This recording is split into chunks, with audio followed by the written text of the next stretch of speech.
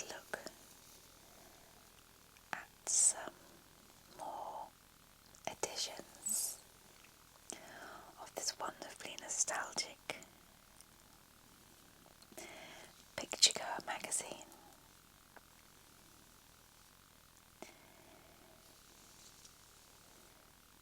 These are a selection that I have just got in, and they range from May 1957 into 1958.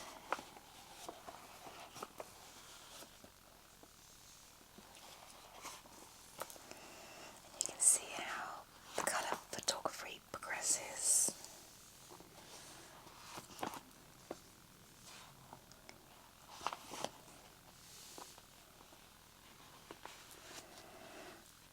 So make yourself comfortable.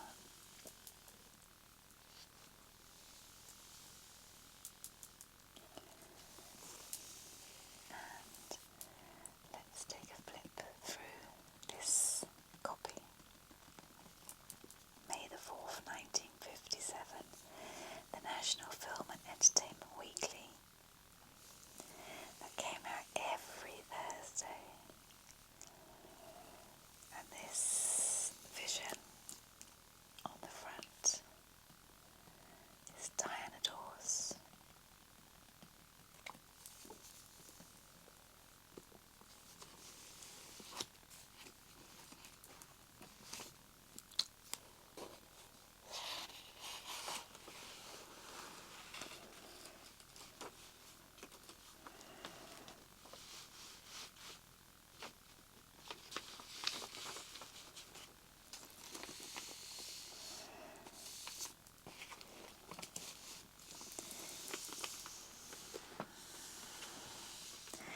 As usual, we've got the delightful adverts.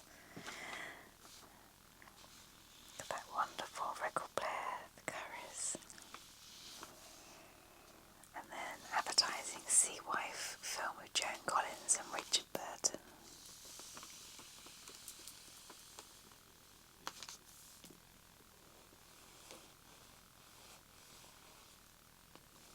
Do the stars want to hear from us? Do the stars really like to hear from the fans?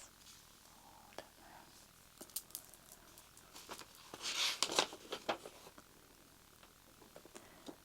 What a pity Charlton Heston is such a big and handsome man. He's stuck with the rugged outdoor roles in one western or another. These show off his muscles but give him a slim chance to show he can act. There you have it.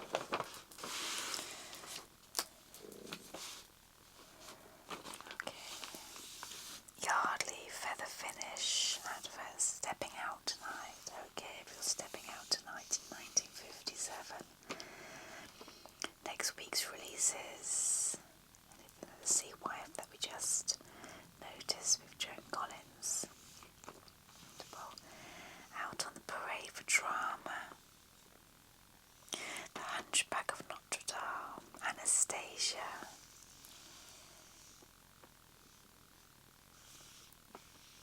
For Laughs. Doctor at Large.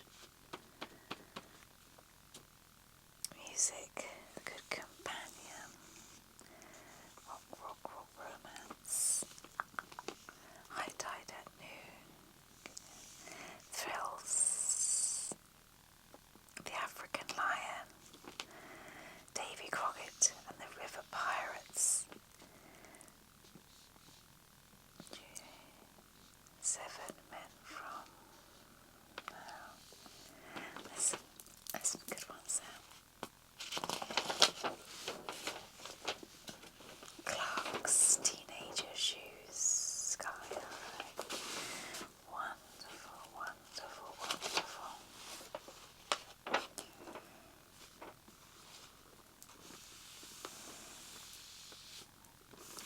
Cigarette adverts. Jill Day Lashes. That's the BBC. Never one to sit tight and say nothing. Jill Day is losing off some verbal broadsides again. At the BBC, of course, her contract with the corporation has just run out, and so far as she's concerned, it can stay that way. Out. After nearly 18 months of being clamped in contractual embrace with the corporation, she says, I was bashing my head against a brick wall. I had to do battle for practically everything I wanted. What she most wanted, she got. The Jill Day series written by Jill Day. Now the series is over, but already she's involved in a commercial TV series. Call it a day. Not she emphasises that she's going to ITV work exclusively. For some reason I can't place Jill Day. Stop these sneers.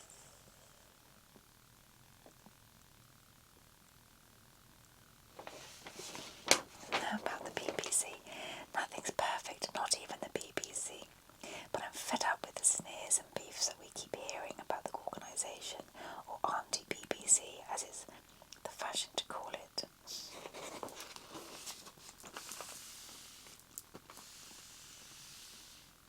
Too many teenagers.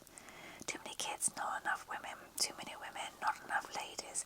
That's Hollywood's trouble these days of talented teenagers.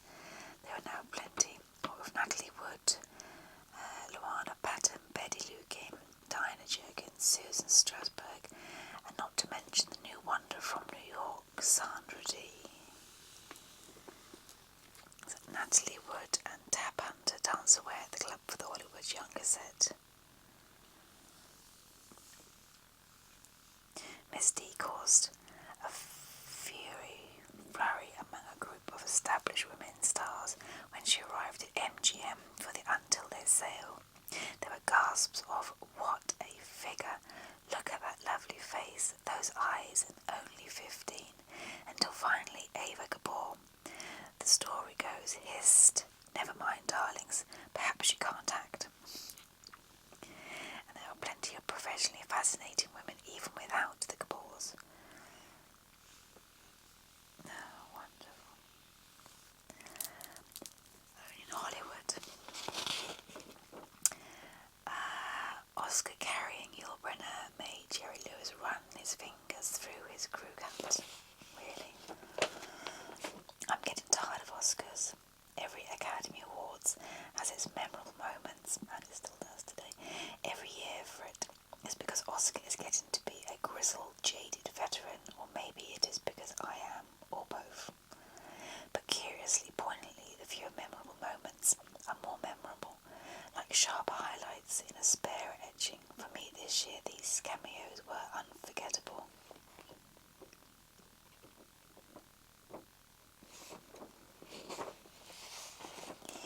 And Dorothy Malone, sobbing the nominated song Julie, which didn't win, spread her dark, expressive hands on the white satin folds of her dress draped tight over her thighs. When newcomer Goji Grant, singing Ghost from Anne Blythe in the Helen Morgan story, threw back her head and shoulders and joyously belted the song Que Sera, Sera, which won. When Dorothy Malone became the first Oscar winner in years to try and make a real all-inclusive thank you speech, she even included the Screen Extras Guild and finally had to be pushed off the stage by officiator Jack Lemmon. When Liz Taylor swept up to the podium in a tiara and a flowing empire gown in a saffron chiffon, read her allotted announcements and stumbled like a small girl over the name Mike Todd, promptly laughing at herself enchantedly. When Yul Brynner bore off his Oscar, and MC Jerry Lewis thoughtfully five-fingered his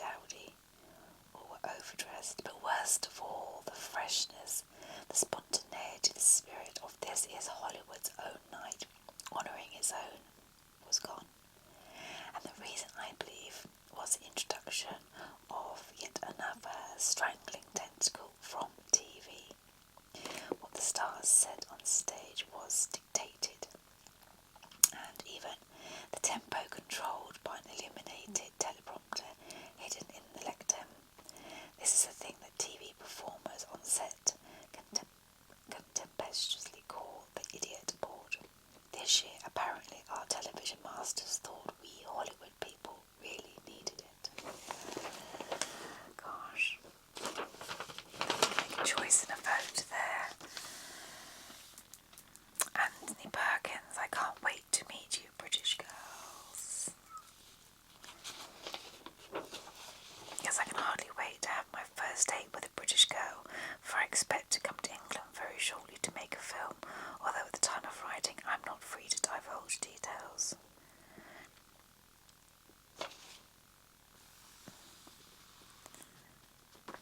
I wonder which one that was, whether it was Psycho or filming the Seawall meant travelling the world and learning about women too. That was probably a lot later, wasn't it?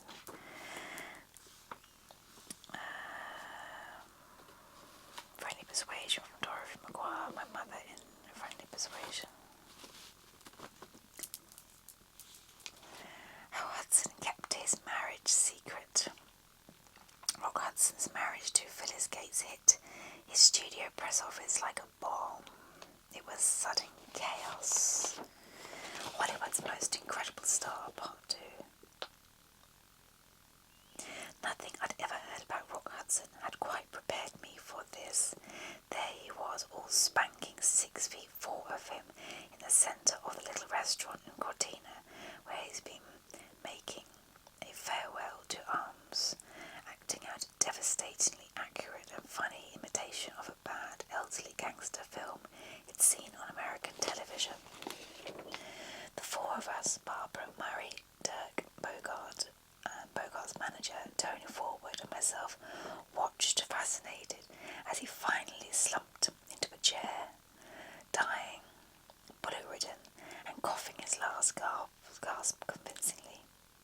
The place was deserted, apart from the 5 of us and a politely anxious head waiter who was rather more conscious of the passing of time than we were. Was this, I marvelled, the remote, moody Hudson I'd been told about by other press people? On speculation, I realised that it probably was, for this was a Hudson that outsiders rarely got a chance to see. Normally this journalist, he is polite, courteous and baffling. The actor, who was virtually created by publicity, and the press is becoming more and more wary of both. One of the reasons why I caught him in this relaxed and careless mood was because Bogart had put in a word on my behalf. Hudson is, he admits, basically a very shy person with people he doesn't know. But where once he had to hide that shyness, now he doesn't have to hide or excuse anything. 6 years ago, publicity was essential to him. 6 years ago, he was once persuaded to turn up at a press photographer's ball with Vera Ellen, the pair of them dressed in bathing suits covered in gold paint, as Mr. and Mrs. Oscar. Gosh, really. The agonies he must have suffered while engaged in that little exhibitionist trick. Hardly bear thinking about. Gosh, I'm just thinking that myself. Now he can afford to take Oscar and himself a good deal more seriously, because the film world and picture-goers take him seriously. With his fans, he does what is necessary, no more. He's accommodating, but he's cool. I asked him how he managed to keep his marriage to Hollywood secretary Phyllis Gates so secret. He laughed. The memory of the ruse he employed still amuses him. It was really quite easy. I kept on saying, we're just good friends. There be no marriage right up until the last day. Then we went to a little town, got married under my own name, Roy Fitzgerald, before a justice of the peace, 2 minutes before closing time, so that everyone would be in too much of a hurry to make notice of us. Later I telephoned to the studio press office and said, I've just got married, and put down the receiver. I would have given anything to see their faces. You know, the press office at the studio, Universal International, is rather a quiet place, everyone churning out stuff about how Rock Hudson likes chocolate sodas, etc., etc. I'm told that after my phone call, the place went up in smoke.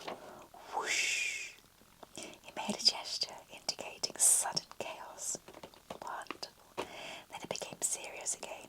Poor Phyllis, I think she'd have liked to have a white wedding in a church with flowers.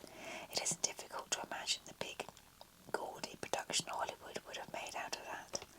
A wedding is a private affair, he said firmly. It is also equally firm about turning his marriage into a perpetual domestic sideshow for the fan papers, and in fact there have been remarkably few cosy features on the Hudson marriage in America. Don't misunderstand me, I know the value of publicity, but I don't believe actors should be depicted as just like the folks next door, for instance. The studio has discovered too that it doesn't suffer foolish press questions gladly. All this contributes to the current Hudson impression of a man who has been increasing integrity about acting. A number of the UI talent department remembers when he first started out, he did what he was told, and that was that. Now, no one dictates to Hudson what he should be, and when he's away from the cameras, he does what he wants and takes the consequences. And then in the next week, I'm not sure if we've got the next week, it's what the future holds for Hudson. But we know ourselves, that all changed over the years until his passing. We've shown the Americans how Stanley Baker's Canadian clothes. It is the US Army invaded Campbell's Kingdom high up in the Armada too. Or back from the Campbell's Kingdom location in Italy. That's a great picture. The dams burst, shouts Bogart. And a big moment in the film starts. So it doesn't look like him, yeah. Dirk Bogart, faintly grey in his sick man makeup, was taking his first look at his screen inheritance. I was going to say, he seems incredibly young there. Campbell's Kingdom. In front of the camera, producer Betty Box and director Ralph Thomas were anxiously eyeing the landscape that was getting far too green and far too quickly. It was the first day of the shooting, and for a while it looked as if the shooting might be of the lethal kind, because then it happened. First there was a helicopter that hovered most of the morning over to the location like a palpitating bee, but the US Army stamped all over it. A spy from a farewell to arms unit, someone suggested. A farewell to arms with Jennifer Jones and Rock Hudson was due to start shooting at the Missouri, about 10 miles from Cortina. Then, in the middle of the shooting, in the afternoon, a rather large US soldier appeared. Gosh. Bogart has an Alan Ladd type all-action role here. There he is again. I do like Dirk Bogart. I liked him in the film, The Spanish Gardener. Anyway, I diverse.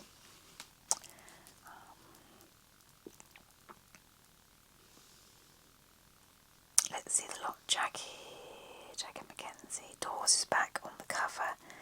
Explosion, that's what everybody expected to happen when Diana Dawes and Victor Mature started working together on The Long Haul. A Shepperton Studio production. So when the Body Beautiful met the fabulous shape, the studio publicity boys stood by, all prepared to pick up the pieces. They were in for a shock. What promised to be a battle turned out to be a peace party. Quicker when the drop of a clapperboard, Dawes and Mature were commenting Anglo-American relationships fast. Every spare minute between them, they play their mammoth collection of jazz and pop records. Romance? No, nonsense. Say they're press agents, but pals? Definitely. That's cool.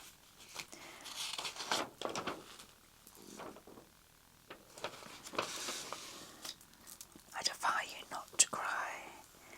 6 youngsters are featured in the day they gave babies away, and their top-flight performances causes Talent Spot to focus on the upcoming director. Gosh. Stars, Talent Spot, Dad's Dress, featuring on the films. I knew The Smallest Show on Earth, A Midget Cinemark,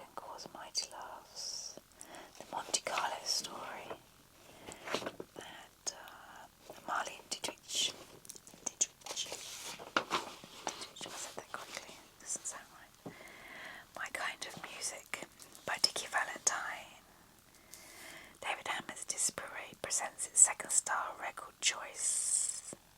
Which would you prefer, daydream or moon dreams? Actually, there's not a lot of difference, but the record companies give you the chance to take your pick. The girl who's doing the daydreaming is, of course, Doris Day, and the day girl is a sentimental mood on a dozen tuneful numbers. Jazz, nutty but nice.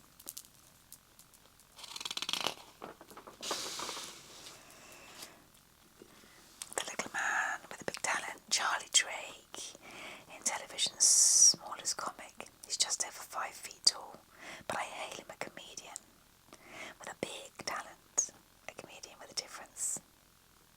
And his first starring series starts at the BBC on Monday. Wonderful.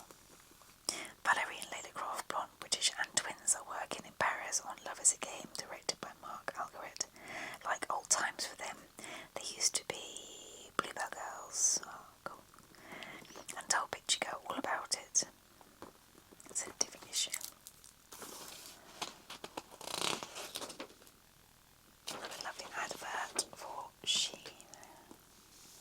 Will Jean Peters film again? Asked Picture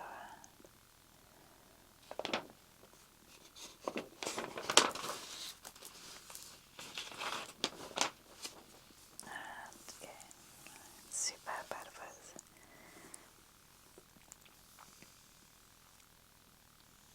Let's Be Beautiful by Arlene Dahl.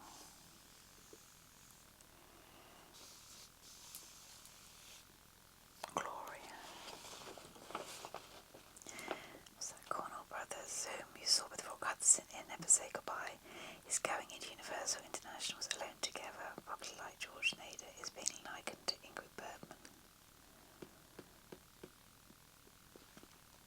So Cornell portraits exercises at home on a Swedish ladder. Tall, blonde, and with the same Nordic wholesomeness, this striking actress from Germany also acts with a poignant intensity reminiscent of the Oscar-winning star. When she met me at the door of her Hollywood home, I noticed that she prefers, as I do, to wear no makeup on her skin. I like only lipstick and a little accent for the eyes, she admitted when we began to compare notes. Too much makeup, I think, detracts from the personality. I agree. But that's just my opinion. One picks up a magazine and sees how the eyes and the hair are being done this season. It's as if every woman wore the same dress. Do you think there is less of this tendency towards conformity in Germany? I asked. Women there do it too, but they have less time to devote to beauty. Very good. And there we have it.